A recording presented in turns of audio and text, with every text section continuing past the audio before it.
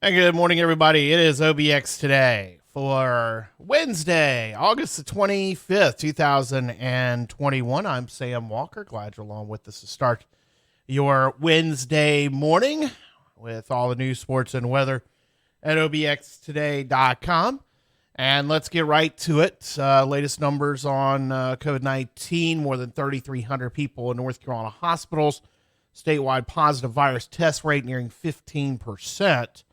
According to the Department of Health and Human Services for North Carolina, nearly 1 of every 5 coronavirus infections are considered breakthrough. That's happened in the first half of August, people already fully vaccinated. But at the same time, the numbers are 17-fold. Those who are vaccinated that are not vaccinated are in hospitals compared to those that are vaccinated. That was some of the latest numbers this week. Dare County continues to rank second in North Carolina for vaccinations, while Gates ranks the lowest in the region and 97th in the state. Dare, Hyde, Beaufort, and Bertie are the only local counties that have more than 50% of their populations vaccinated. We've got more from Dare County Health and Human Services Weekly Tuesday report out right now at obxtoday.com. Some new information coming out this morning from Johnson & Johnson. In the midst of the Delta variant surge, a new study finds that giving a booster dose of the Johnson & Johnson shot 6 months after primary vaccination results in a 9-fold increase of a crucial antibody response, according to a company press release. Meanwhile, a prior study found that people vaccinated with the Johnson & Johnson vaccine still had a durable immune response at least 8 months later, even without a booster. Collectively, the findings could help inform the U.S. government's recommendations about booster shots to the 14 million people who've received the single-shot Johnson & Johnson vaccine. That's the one I got. Boosting after 6 months appears to be safe and boosts immune response substantially, according to Dr. Dan Barrick, Director of Center for Virology and Vaccine Research at Beth Israel Deaconess Medical Center, told ABC News. The new data shows a booster dose of Johnson & Johnson COVID-19 vaccine further increases antibody responses among study participants who have previously received the vaccine, according to Dr. Matthias Mammon, global head of Janssen Research and Development, Johnson & Johnson, in prepared remarks. The data will likely be reviewed by health officials in their discussions about recommending boosters. Science has said emerging evidence suggests that vaccine efficacy for all 3 vaccines wanes slowly over time. And in the face of the highly transmissible Delta variant, more frequent mild breakthrough infections have been reported, but so far evidence indicates the vaccines are still dramatically reducing the risk of hospitalizations and death. And still, this new phase of the pandemic means federal health officials are now likely to endorse booster doses. Centers for Disease Control saying yesterday that they're ready to offer booster shots for all Americans beginning the week of September 20th. And that would start 8 months after the individual's second dose of the Pfizer or Moderna shots. Specific recommendations, those receive Johnson & Johnson shots because it's still more data needed because it came out, was given the initial emergency approval later than the double dose Pfizer Moderna vaccines. So that's the latest there. State Republican lawmakers pitched a bill Tuesday to let landlords, instead of just tenants, apply for federal rent assistance to boost interest in a $1.2 billion program in North Carolina. The state-run HOPE program and related programs in North Carolina's largest counties cover up to a year's worth of rent for tenants who make 80% of their area's median income or less. The state has struggled at times to get enough applicants, despite concerns that when the oft-extended federal eviction moratorium ends October 3rd, the state will see a glut of evictions. Senator Chuck Edwards from Henderson County argued Tuesday that landlords should be able to apply on their tenants' behalf, and he pasted language among those lines into House Bill 110. The bill was in the Senate Commerce and Insurance Committee Tuesday for discussion only, though votes may come later this week. But Laura Hogshead, Chief Operating Officer of the North Carolina Office of Recovery and Resilience, which oversees the rental assistance program, told senators the change is not feasible. She said that while agreeing that it makes common sense, or seems like common sense, before explaining federal rules require the tenant to attest that they've been impacted by the pandemic and that they have not received any other rental assistance. Hogshead said things that we don't think the landlord knows for certain. There's also a software issue. Hogshead said it could take 4 to 6 weeks to add a landlord application option to the state's computer system. Hogshead noted that the state added an option for landlords to refer tenants to the program in early August. She said tenants avoiding their landlords because of unpaid rent often are willing to apply when the state calls, and suggested based on those referrals. She said the state has approved $266 million so far in the program to 83,500 applicants, and roughly $200 million of that has actually been paid. North Carolina's program is 9th in the country and moving up because the U.S. Department of Treasury keeps calling the state back to ask what we're doing right. Nationally, those programs have been criticized as slow to get money out the door. Some other legislative news. The North Carolina Senate has officially confirmed Elizabeth Bisser to be the new head of the North Carolina Department of Environmental Quality. She's the first woman to serve in that full capacity as secretary. She and Dion Delegati, whose confirmation the Senate denied earlier this year, had served as acting secretaries of the department. Senate committee had done this vote 2 weeks ago. It was just a rubber stamp by the rest of the Senate that was going to confirm Bisser to head Department of Environmental Quality. Of course, they're in charge of Division of Marine Fisheries, also, of course, the aquarium. So, they have a large presence here on the Outer Banks.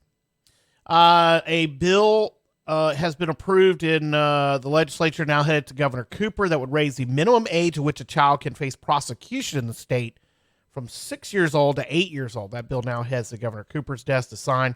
The change would stop 2 years short of the minimum age of 10 in an initial bill that was introduced and passed in the Senate in March. One of the primary sponsors of the bill said the minimum age was lowered from 10 to 8 after officials with the North Carolina Conference of District Attorneys expressed concern about young people committing serious crimes. In response, lawmakers changed the language of the bill to say people as young as 8 could face accusations that are the equivalent of felonies, while only those 10 and up could be accused of the equivalent of misdemeanors and some low-level felonies. A story from our friends at the Ocracoke Observer, Connie Leinbach writing. I think we may have discussed this yesterday. I don't know if we got to this yesterday or not. Can't remember. But we got it for you at obxtoday.com if you haven't seen it yet, at ocracokeobserver.com. A Hyde County commissioner thinks the so-called Blackbeard's flag figure of a skeletal Satan projects the wrong image when an EMS vehicle arrives in an emergency. The Commissioner Benjamin Simmons III at the Hyde County Commissioner's August 2nd meeting said, we have heart attack victims, we have people sick. The last thing we need on any of our emergency vehicles or websites, in my opinion, is a devil with a piercing heart. It's disturbing to me. The EMS logo includes the Hyde County seal, a drawing of the Madam Mesquite Lodge to represent the mainland, and then what's been called Blackbeard's flag to represent Ocracoke, only it never was Blackbeard's flag. Historians have repeatedly said that his flag was much different than the one that you see represented up and down the Outer Banks and sold at stores more than 300 years ago. So the horn skeleton holding an hourglass, a spear pointed at a heart, a bleeding heart. It's always been associated with Blackbeard, but it's not actually Blackbeard's flag. It's his flag, according to Kevin Duffus, noted historian and writer, that according to Duffus's research, it was just a black flag with a skull in the center was Blackbeard's flag. This flag came out of a story in a book in 1911 by Ralph Delahaye Payne, who was the first writer to describe the flags that today attributed to Blackbeard. So anyway, what they're going to do, this logo was created about 4 years ago. Commissioner said, let's change it. Hyde County Commissioner said they're going to change it, and they are taking the public's input. If you go to obxtoday.com, got a story up right now from our friends, the Ocracoke Observer. It's got a link to an online survey that's going on about what the logo should look like. So I wouldn't be surprised to say they'd probably change it, just to put the Ocracoke Lighthouse. That's probably the simplest change. But this is on a lot of the patches that the ambulance, the EMS crews wear, and some other their clothing. It's not been available, though, according to Chris Noble, the county manager. They haven't ordered any new clothing that has that logo on it. It's just that they have Hyde County EMS. So the motion passed to remove the image in place of something else, such as a lighthouse. That's one discussion. So I got to come up with a cost and how much it would cost to change. Let's see. Other headlines we got for you. Coming up next week, next Thursday, a week from tomorrow, the NCDOT will hold another update on the Rodanthe Jug Handle Bridge, which is coming along. I can pull the capture up. I've got some video that was actually posted recently of work on the Jug Handle Bridge. It is still going to be the end of this year or early next year before that bridge is finished. But yeah, it's going to be at least Christmas time, possibly New Year, before the bridge that's going to bypass Rodanthe, or the Merlo Beach and S turns, is going to be ready for vehicles.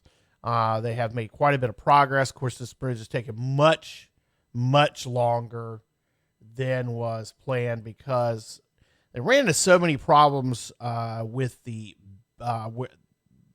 getting the pilings driven on the north approach of the bridge. That has been a pretty difficult task, to say the least. So here's some of the video for you of what progress looks like right now. That's how things look coming from just out of Rodanthe. And let's see, this video that was put together by NCDOT, just detailing it's Pablo Hernandez, who is the bridge guru here on the Outer Banks, describing what's going on. Let's see, we get this video to reset. There we go. Yeah, we'll just give you that image. So anyway, that's what it looks like right now as far as coming from Rodanthe. It's the opposite end, the north end, where there's been slow progress. And it's just taking longer to dry the pilings, just the compaction of the sand and the geological features that are in that side just taking longer. So they've made much more progress. It's nearly, the two ends are nearly touching, at least as far as the trestle system. You got to remember they have built using this unique trestle system to construct the bridge. There you see it right there. It's how it looks out over the water, the Pamlico Sound, looking north. It has taken much longer for that to be built than they anticipated. The north end of the bridge, but getting these large pilings, and you've probably seen them driven down the highway, coming through the North Beach, or in our case here in Corrientes. These are coming from Chesapeake. They were casting Chesapeake, and then are trucked down 168, 158 to down to Rodanthe. Those pilings just taking a lot longer to drive. So what they'd have to do is they've gotten much farther along on this end, the south end. They've gotten much farther along on the southern half of the bridge than the northern half. But they're about to meet in terms of the trestle, and then eventually, of course, the pilings and all that being done, and the caps of the bents, and those are called bents. The pilings and the caps combination, that's bents. And then, of course, the beams that connect, and then they'll pour the concrete on top of that, or lay the slabs on top of that make up the road deck. So things are progressing along, but we'll get an update a week from tomorrow as far as what to expect how things are going with the jug handle bridge down in Rodanthe. So that's the latest there. The link to participate in the meeting, because public questions are accepted during that meeting, is up at obxtoday.com. Let's see. Marine Fisheries Commission, they have their public comment session tonight, and they're meeting tomorrow. Again, they're going to talk about changes. They have delayed the changes to the shrimp management plan that they were going to talk about. There are a few other items that are up on the agenda. But again, you can sign up to speak during a 30-minute public comment period, which is tonight at 6, and then the meeting runs tomorrow. Looks like actually the public comment period sign up has ended, and also the online comment part, that's all been received and closed out. But again, the commission meets tomorrow for that the monthly meeting, or the quarterly meeting, and then they'll get back together in November and talk about the shrimp plan. A story that our Carrie Pugh grabbed this morning at obxtoday.com. There's been crab pots down at the North Carolina Aquarium on Roanoke Island that they have used on the education dock there in Croatan Sound. And they pull it up, show people what they look like. Well, they've been coming up empty of late. So the aquarium staff curious, what's going on here? Well, it turns out they've found their culprits. It's the river otters, and not ones that live at the aquarium, in the aquarium. Ones that live outside the aquarium have been getting in the crab pot and snacking on the crabs that are in the pot. They got video. They set up a trail camera out there, and sure enough, there's an otter. And we've got that for you at obxtoday.com. In fact, you know what? I'll go back over to you can see that story real quick here. Yeah, there you go. Look at there. There's that otter. And that's on the H2OPH this morning at obxtoday.com. So check that out. All right. So let's see. And what else we got? Virtual sea turtle nest excavation. That's going on today. That'll post tonight at 7 o'clock on the Outer Banks Forever Facebook page. Tonight at 7 for a chance to view a sea turtle nest excavation at Cape Hatteras National Seashore. During the excavation, park biologists will dig up a recently hatched nest, count the empty shells, and collect unhatched eggs for research. Park staff will also share information about the turtles that nest in the Outer Banks and explain what's going on throughout the excavation. Now, if the weather doesn't cooperate, it's supposed to be, it's just going to be hot. They may postpone it, but it looks like it's going to happen with the way the forecast is. We don't have any rain in the forecast, at least up on our end of the beach. No, there's a slight chance of thunderstorms today. Okay.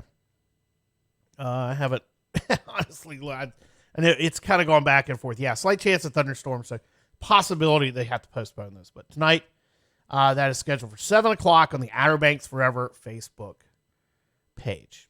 All right. In sports, just a couple things, actually. Announcement yesterday by the ACC, Big Ten, and Pac-12 that they've officially formed an alliance that's going to include games against each other and many other sports, primarily men's and women's basketball, football, and the other Olympic sports. But there's nothing in formal agreement. There's no contract signed to this. It's a whole lot of nothing, really, honestly. It's a gentleman's agreement that they're going to align themselves together, the ACC, Big Ten, and Pac-12. This, of course, coming on the news that Texas and Oklahoma are leaving the Big 12 to go to the SEC. It looks like the Big 12 is going to be left held in the bag and go from 10 teams to 8 and eventually probably get eaten up by the other 4. So you'll have the 4 major conferences. And then what happens there? This seems to be a negotiating tactic for TV contracts. Some of this has to do with the college football playoff and that ESPN is basically running college football now. And these leagues want to kind of step back from that and say, hold on, let's figure something else out. Possibly they'll make more money. We'll see. But there was a press conference yesterday. A lot of good jokes on Twitter about it. Staring people in the eyes and things like that. There's a lot of things said that, like, waste of time. Why are y'all holding this press conference? Just announce it and let's go on.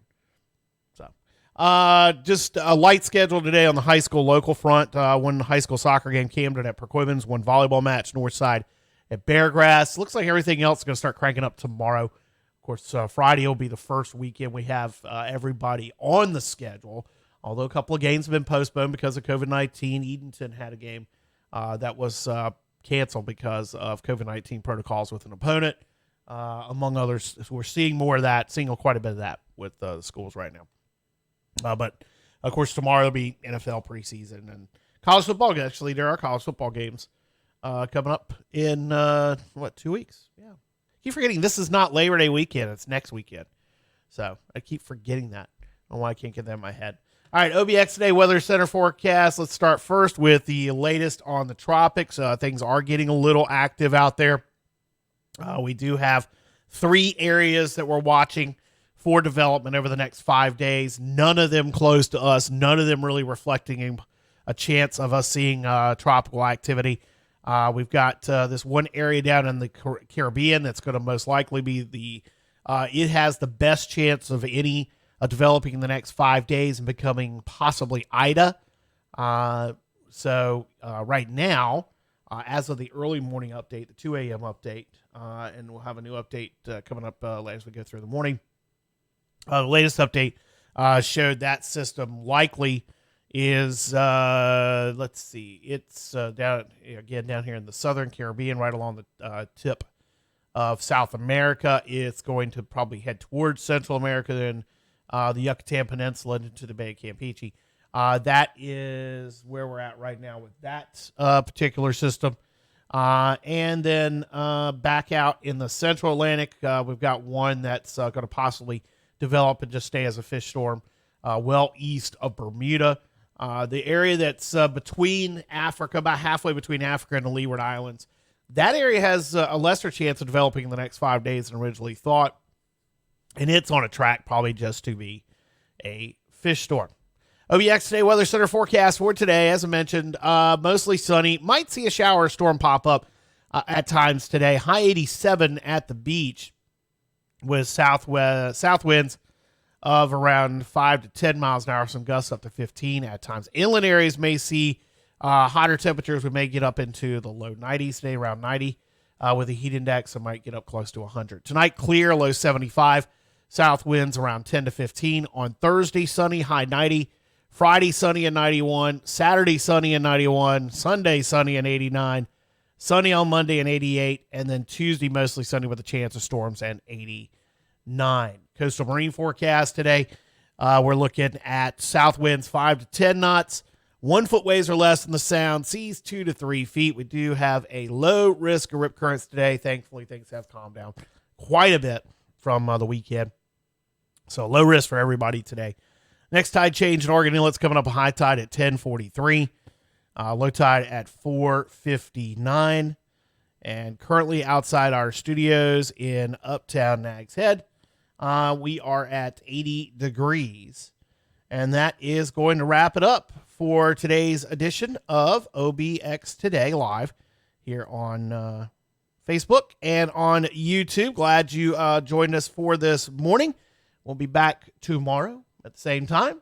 So have yourself a great Wednesday, everyone. Of course, news anytime, obxtoday.com. We got the latest there. Got our podcasts up now, so you can catch our audio newscast there. All kinds of stuff, and that's what we do. Of course, we are on with any breaking news if we need to right here on OBX Today live on Facebook and YouTube. We'll see you.